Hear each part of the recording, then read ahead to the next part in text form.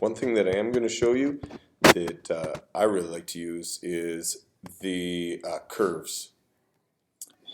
So there it is. I've added in the curves, and what I'm going to do is I'm going to bring up, make it a little bit brighter on this end, and then this end I'm going to bring down.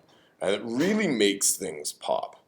It's awesome. So, you know, you take a look and you can make your adjustment as you want. And maybe that's a bit too much. There it is. So before and after. And I think you'd agree if you take a look that it really pops it. It really makes it look a lot better. But it does have a little too much red in it. A little too much. So what we're going to do is we're going to go into the reds right here and bring them down just a touch, not too much. I mean, you can play around. Ooh, I kind of like that. Kind of neat. And the green, maybe we'll balance it out just a touch, a little bit.